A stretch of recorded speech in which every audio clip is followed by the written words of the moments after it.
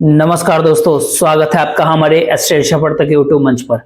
दोस्तों, क्या आप कल्पना कर सकते हैं कि सोनिया गांधी के घर से, यानी ये कहे कि दिल्ली के 10 जनपद से किसी को धमकी भरा फोन कॉल जा सकता है, मोदी को धमकी भरा फोन कॉल जा सकता है।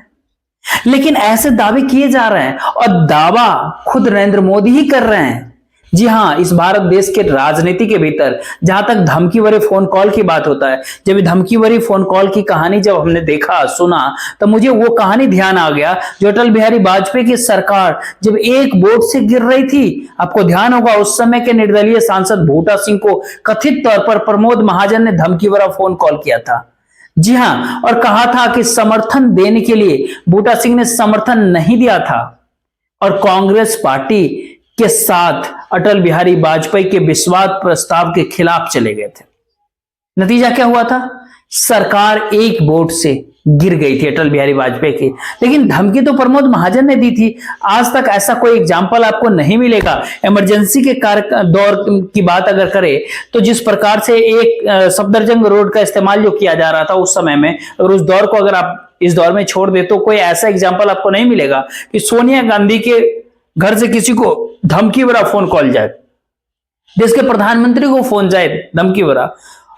और धमकी इसलिए कि किसी को कॉन्ट्रैक्ट दिलवाना, यानी 25% यानी उस कॉन्ट्रैक्ट की चौथाई हिस्से दिलवाना है और क्रिकेट के भीतर दिलवाना है। लेकिन क्रिकेट में धमकी, वाह! और क्रिकेट के भीतर धमकी, वो भी नरेंद्र मोदी साहब को।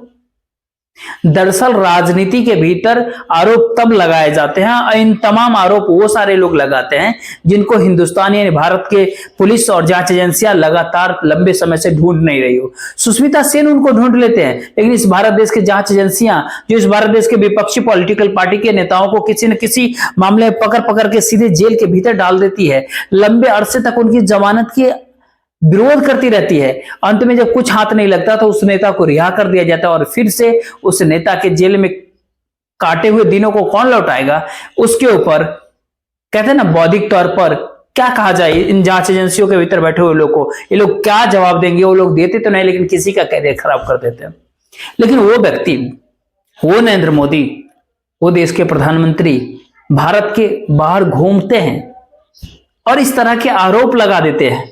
जी हां, मैं आपसे ये बात कर रहा हूं आईपीएल के पहले कमिश्नर ललित मोदी की। जब 2008 में आईपीएल शुरू हुआ था उस समय आईपीएल के कमिश्नर बनाए गए थे। बीसीसीआई के अधीन एक पोस्ट क्रिएट किया गया था और उस पोस्ट के ऊपर यानी आईपीएल के इंडियन प्रीमियर लीग के मामले को देखने के लिए ललित मोदी को बिठाया गया था उस कुर्सी पे। राजस्थान में वो क्रिकेट के एडमिनिस्ट्रेशन से, क्रिकेट प्रशासन से जुड़े हुए थे। और ये आईपीएल शुरुआत क्यों हुआ था? दरअसल भारत के इतिहास में एक इंडियन क्रिकेट लीग शुरू हुई थी और उस क्रिकेट के मौजूदा ढांचे के लिए, अंतरराष्ट्रीय ढांचे के लिए खतरा माने जाना लगा और आईसीएल उसका नाम दिया गया था। उसके बाद आईपीएल की शुरुआत हो गई। आईपीएल औपचारिक ढांचे के तहत, और उसके पहले कमिश्नर का नाम था ललित मोदी। आईपीएल के पहले कमिश्नर का नाम ललित मोदी। उसने एक पॉडकास्ट के अंदर एक बहुत बड़ा खुलासा किया। आप अगर देखे होंगे, हालांकि इस तरह के खुलासे को लोग हास्यास्पद तौर पर ही लेते हैं, लेकिन सवाल है कि ललित मोदी का कहना होता है कि जब कोच्चि की आईपीएल टीम बनाई जा रही थी उस टीम के भीतर एक महिला को 25% हिस्सेदारी देने के लिए बड़े बड़े नेताओं ने दबाव बना रखे। पहले दबाव शशि थरूर ने बनाया था, उसके बाद यहां तक धमकी आगे दी बकौल ललित मोदी कहना था। ये बात हम साबित नहीं कर रहे हैं कि किसने धमकी दिया, इस पर दावा नहीं कर रहे हैं, लेकिन बकौल ललित मोदी का कहना था कि शशि थरूर ने धमकी दी, ईडी सीबीआई जांच एजेंसियों को धमकी दी। फिर भी वो जब नहीं माने तो उस समय के बीसीसीआई के अध्यक्ष शशांक मनोहर ने ललित मोदी के दावे के मुताबिक उनको धमकी दी।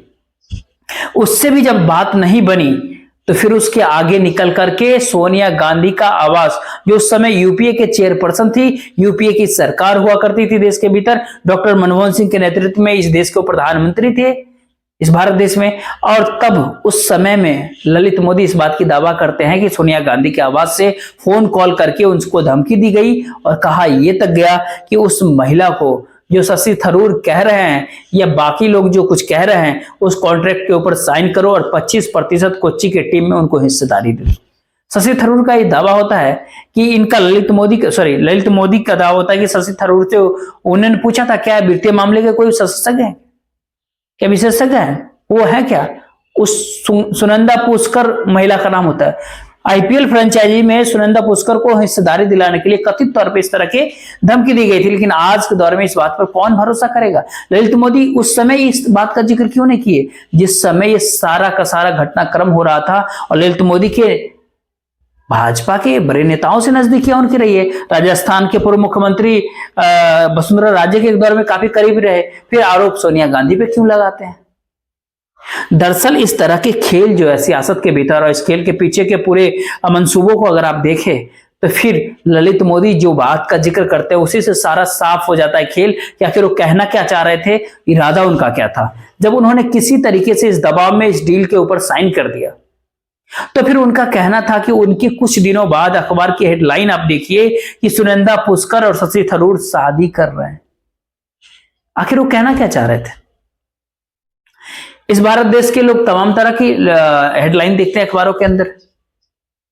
जिस समय वो भारत में प्रवेश नहीं कर सकते उस समय भारत की जांच एजेंसियां उनको तलाश नहीं सकती, लेकिन भारत के एक अभिनेत्रियों ने उनको ढूंढ लिया, तलाश लेती है। आपने भी देखा होगा वीडियो क्लिप। दरअसल इस तरह की बातें कह करके ललित मोदी इस भारत देश के भीतर जांच एजेंसियों की जो भूमिका के ऊपर पहले से जो सवाल खड़े हो रहे हैं उसको और हाथ से आसपास बना रहे हैं, और कहीं ना कहीं इस भारत देश के भीतर ललित मोदी अपनी वापसी की भूमिका तैयार कर रहे हैं। ये वापसी उनकी कैसे होगी। स्वाभाविक सी बात है कि मौजूदा सत्ता के निजाम में कहीं ना कहीं मौजूदा निजाम के समय में भारत से बाहर यानी देश से बाहर अगर कोई व्यक्ति है, जांच एजेंसियों के डर से भागा हुआ कहीं ना कहीं फिर रहा है देश से बाहर, तो फिर ऐसे में भारतीय जनता पार्टी बीजेपी का दौर है, उनकी सरकार है, या दिन रात पार्टी के प्रवक्ताओं को ट्रेनिंग मिलती है कि गांधी परिवार के ऊपर सोनिया गांधी, राहुल गांधी, प्रियंका गांधी, यहाँ तक कि जवाहरलाल नेहरू को भी नहीं छोड़ा जाता, उनके ऊपर अटैक करना है। इनके परिवार के ऊपर किसी न किसी तरीके से सियासी तौर पर उनको हमेशा जलील किया जाए।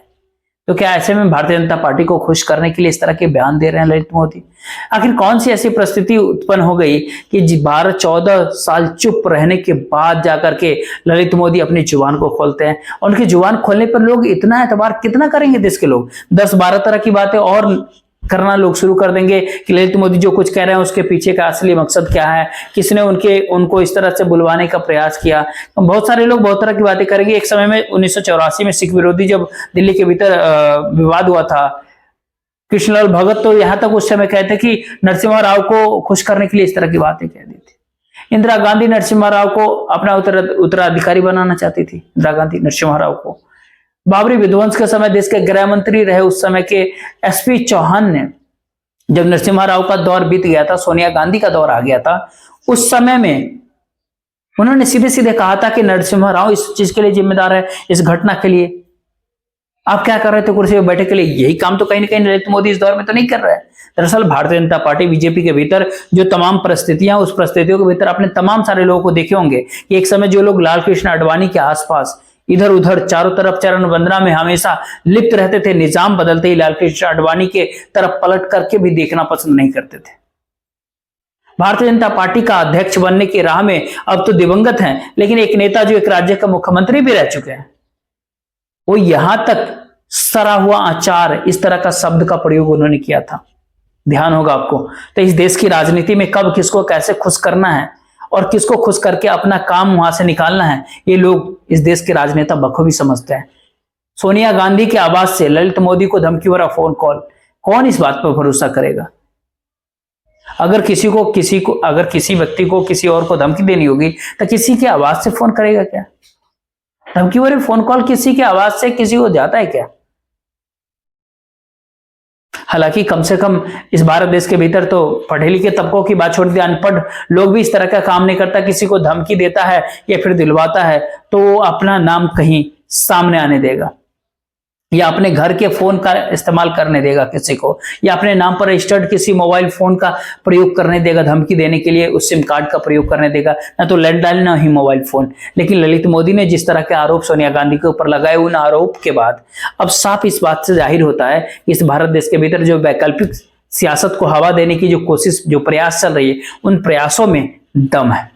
उन तमाम प्रयासों से कैसे गांधी परिवार को जलील किया जाए, लगातार कैसे उनको इस तरह की सर्वोटाइज करने के लिए, इस तरह की प्रक्रिया के भीतर घुटने टेकने पे मजबूर कर दिया जाए, इस बात के लिए कहीं ना कहीं कोई दबाव तो नहीं बनाया जा रहा है। आने वाले समय में देखिए कि अगर ललित मोदी के भारत के अंदर वापसी अगर होती है तो आप ये इस बात को तय मान लीजिए कि इस तरह के बयान सत्ता के चरण वंदना के लिए दिए गए थे, ताकि गांधी परिवार के ऊपर किसी भी तरह के जुबानी हमले से मौजूदा सत्ता का निजाम खुश हो सके, उसको खुश कर दिया जाए। खुश करने और खुश रखने की प्रक्रिया कहीं ना कहीं देश के भीतर और दुनिया के भीतर लंबे अरसे से चलती चली आ रही है। देखते रहिए ये प्रक्रिया और आगे कितनी दूर तक जाती है।